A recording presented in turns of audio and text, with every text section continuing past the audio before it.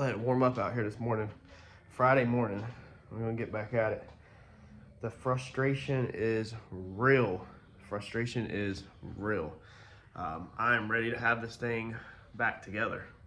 So at least, like I said, at least where it's like the big stuff's in, the motor's in, and we can stop fabricating for the most part. We can just put stuff, we can run lines and hooking stuff up, stuff like that. So, got more grinding to do. Got to grind the top of the frame rails where we did the tack welds.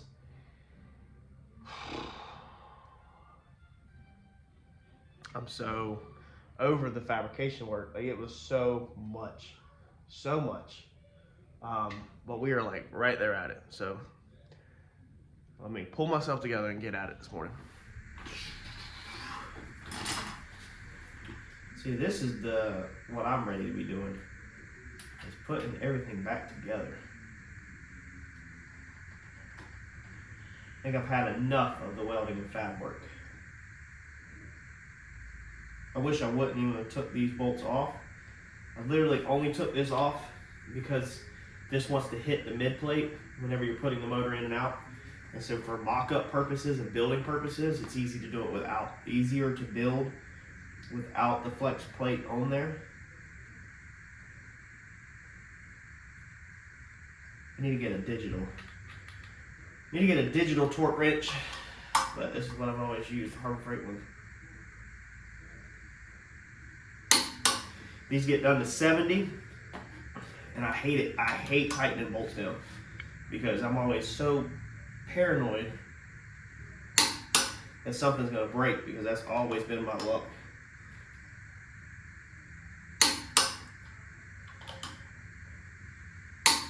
Or strip. That's normally my luck also.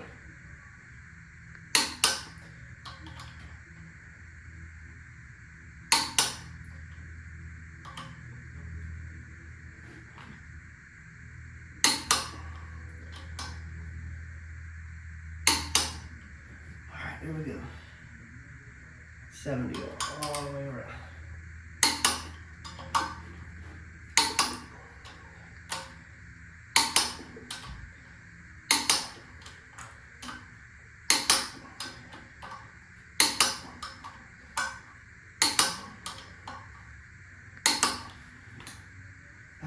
Good to go.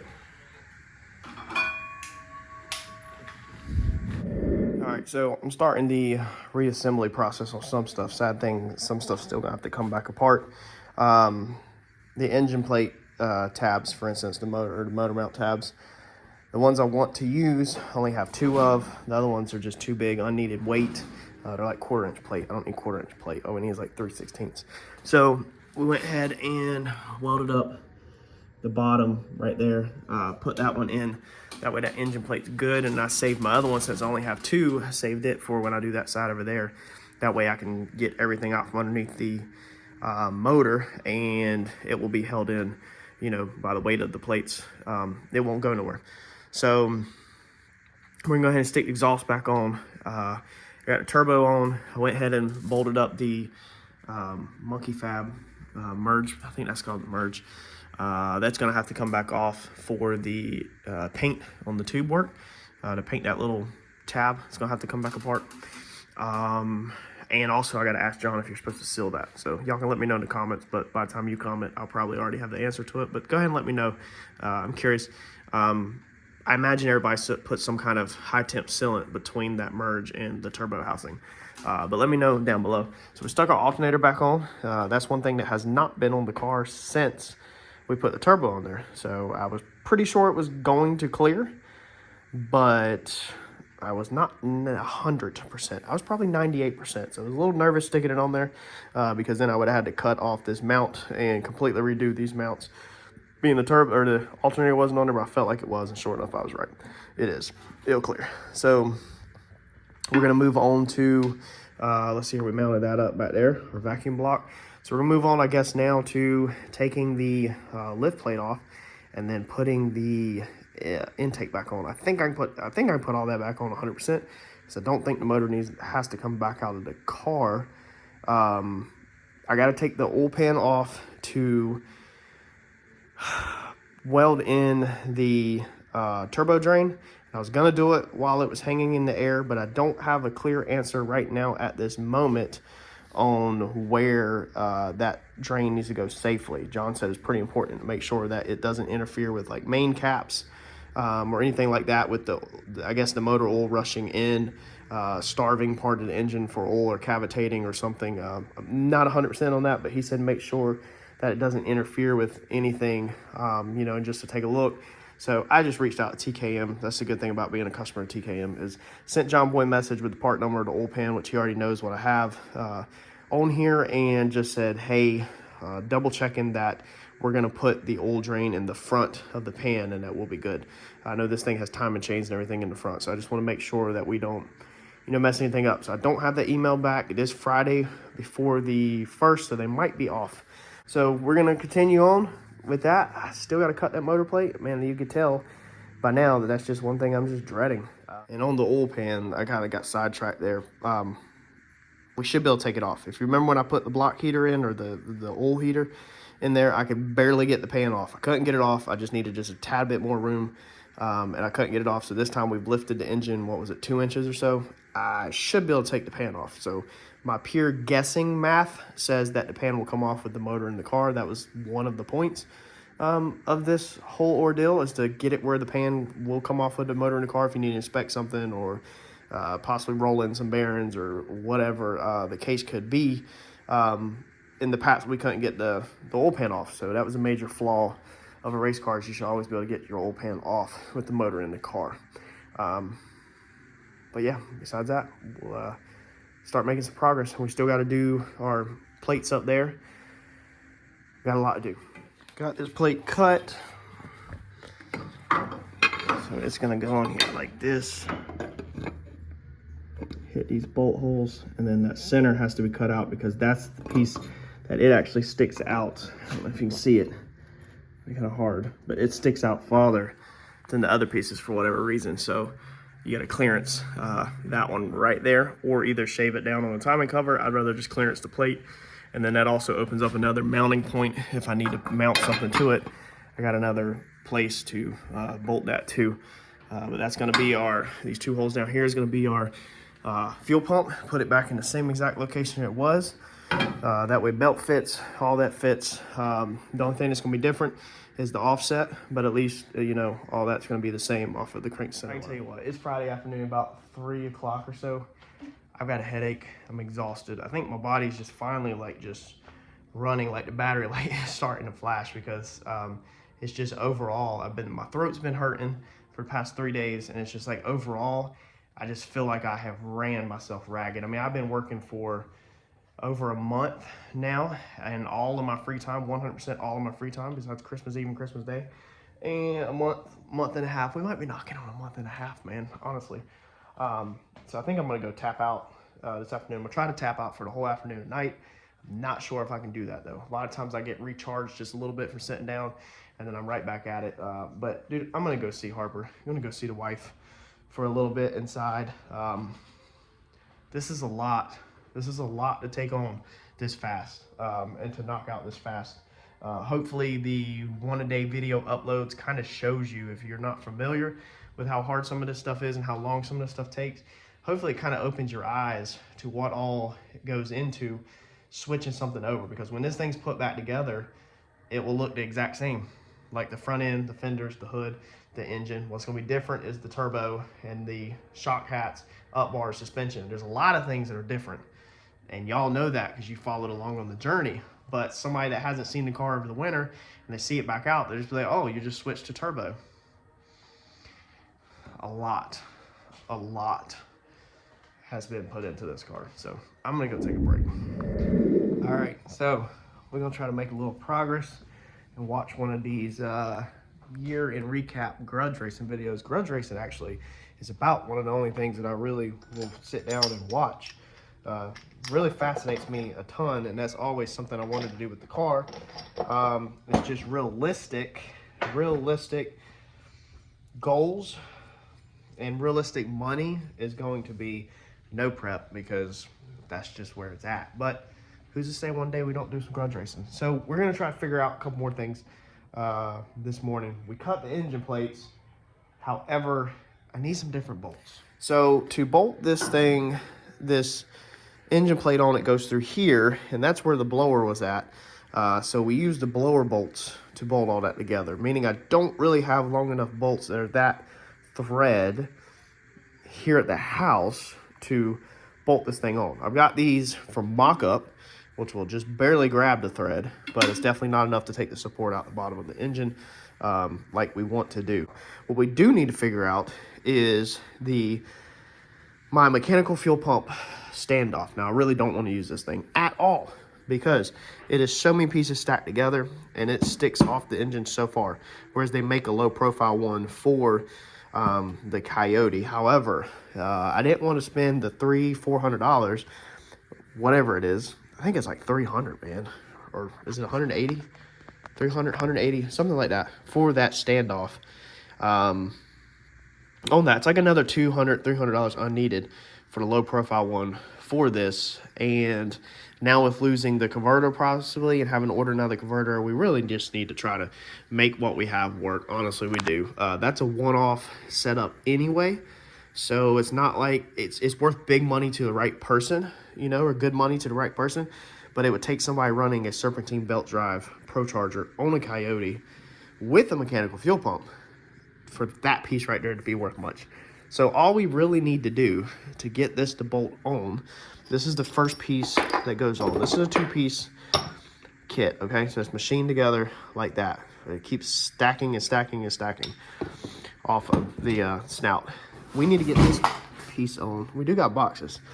It's the aluminum exhaust for the turbo, and that's 16-piece stainless steel pipes for the turbo kit. So we got everything to make the turbo kit. We're just not there yet.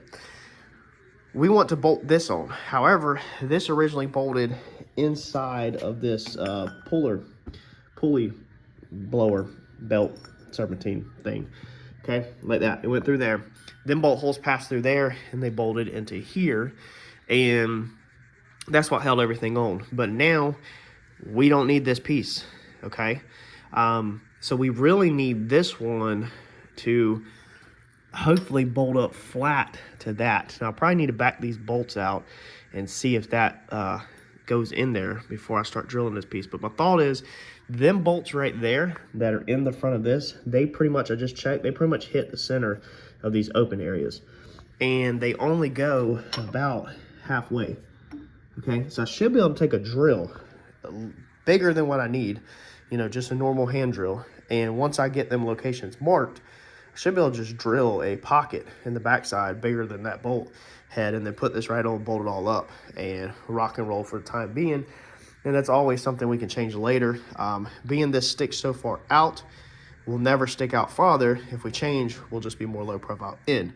But we need that so we can make sure we don't interfere when we're building the turbo kit. So we need basically kind of everything that is fixed to be in its fixed location. Such as this, you know, this is going to be a fixed item. It's not like the oil filter or anything else that we can just move around. So that's what I'm gonna work on. I think I'm gonna just use this, honestly. This thing is clearance that big. That's what these holes are for, is to clear them bolts. So on this pulley blower, or this pulley for this blower, these big holes literally clear, are made to clear that. So that goes on the inside. Oh, I guess we can just see if that's the same. So it's not going to be the same. It's not going to be machined as the same, but it is going to go in there because this outer diameter fits in the ATI pulley, and this fits inside there because it is machined to fit inside. Ooh, about to drop that guy. It is machined to fit inside there. So it'll definitely go in there. It's just not going to center itself using that. If this thing wasn't worth nothing, you could just cut this up and use this piece and center everything, but we don't want to cut this pulley up. We want to sell this to recoup some money. I think the bolts, though, the bolts are pretty freaking accurate. Let's see here. Yeah, I mean, them bolts are, when they're all the way through, let's see here. Yeah, that's a pretty tight fit. I mean, that's a really tight fit. There's like no play hardly when they machine this So I think just the bolts alone will center all of this enough to work with it. You know your fuel pump belt's not on tight anyway, so it does have where it can move around. We're just gonna try it because again, the funds are getting really, really thin. I'm getting pretty deep in debt doing this rebuild, and losing a converter is not helping the situation. So let's try to make this work. We're just gonna use this to mark our reference points. So let's flip this over. Oh, we gotta put that on the inside. So we'll put this on the inside of here, like so. Line up our bolt holes, like so.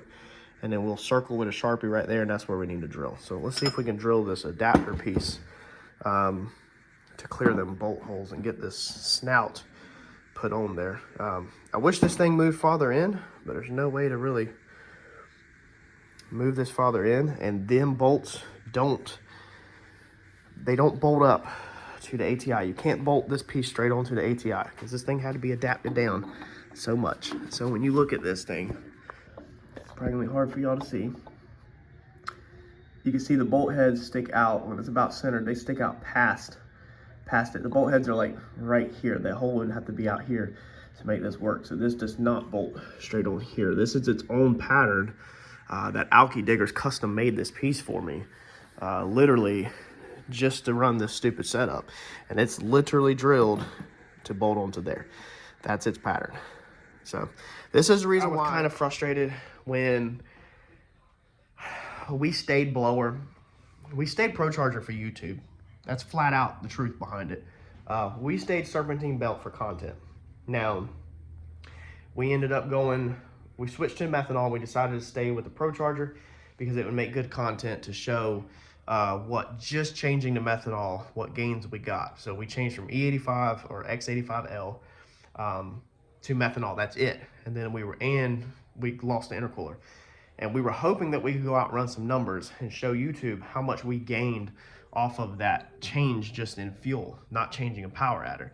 And then it would be a comparison of, well, if you're running X85L and an intercooler, my intercooler was restrictive, but if you lose the intercooler and you lose E85 and you go to M1, this is the power that it'll make. Now, content we did get is that the M1 and no intercooler woke this thing up and turned this thing into a monster, where John was having a hard time controlling this thing and tuning it. If you watch Turbo John's YouTube channel, if you go back, search for the Comet on his channel, just search Comet, it should pull it right up, hopefully, I think. And you'll see that he struggled to detune this thing. So just switching to M1 just made it too big of a monster. We were having all kinds of problems. He finally slightly got a grasp on it at Rockingham that weekend. We went a handful of rounds. He was slightly getting a grasp on it, but it was still throwing belts. But we were breaking our personal best on like 60 foots and stuff like that. And we broke the rear end. So then we had like a month and a half, 2 months of downtime changing the rear end. That thing turned out amazing. Go back and watch the rear end build if you haven't seen it, because that's a bad setup that Uncle Mike built. And we put the rear end in it, and we took it back out, and then that's when it didn't go on the two-step. So it didn't go on the two-step, and we were out of season. It was getting really cold. They actually called that race. It was a race of Randy's. They actually called it early, and that's when we decided to go ahead and cut it apart to stay turbo. So I spent all of that money on this custom setup to go mechanical fuel pump, literally for YouTube content. That's it. It's hard to explain that in the time. Some people are like, why are you doing this? Why are you doing that?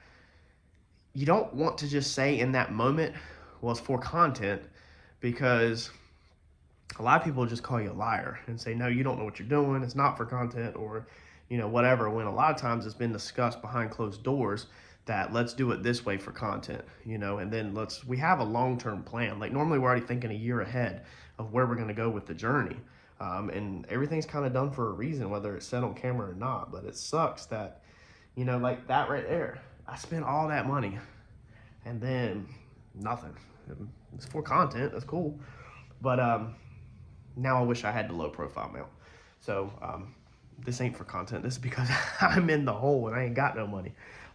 This is because I'm broke. That's the reason why we're doing this. So let's see if we can make this work and get this thing bolted up to save us $1 for right now. I like using the Sharpie because the Sharpie will kind of cheat and help you find center roughly, make it a little easier to find center. Now we just take a drill bit to that's about the size of the Sharpie, and then we start there and just keep fitting it up until we figure out what size. So when we put this on the engine, you can see it's got play in it.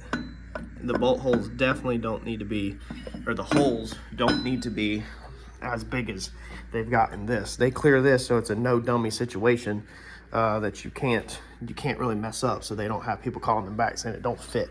It's just the maximum amount of clearance that they can fit in there. So we're just gonna start, let's see here, actually we can go, I guess, compare a 1/2 inch bit. And yes, we can measure it and it'll be a lot easier, but y'all know I don't do stuff the easy way. Come on, man. Y'all know I ain't gonna sit there and measure it out. We're just gonna eyeball it. 1/2 inch will definitely get us started. So let's start out with about 1/2 of a 1/2 inch, 1/4 inch, and drill that. And then we'll step to a 1/2 inch and we'll put it up there and see if we got it. If we don't have it, we'll go a little bigger. All right, really need a bigger drill bit to do that, but with the drill bit and turning it crooked, you know how you take a drill and you drill straight in and then you turn it and waller it at a 45 all the way around. So that's basically what I did. The whole goal here is just not to poke through this side. When this is on there, you don't see all of this crap, and I just took the grinder and clean up the edges. I'm pretty much dead flush, it looks like. And if I'm not, I feel like that the slack would pull it up. So it looks like there's a little bit of gap. This is aluminum though, so I feel like when I snug this down, it might squish it all the way. It might just be that little bit of outer washer right there that's still hitting. I need like a reamer there for a drill. It's got some play in it though, so I think we're clear. I think it's just the bevel. I think I'm just seeing the bevel. Once I bolt it up, I guess I can take a filler gauge and see if I can slide it underneath there. Let's stick the bolts in it.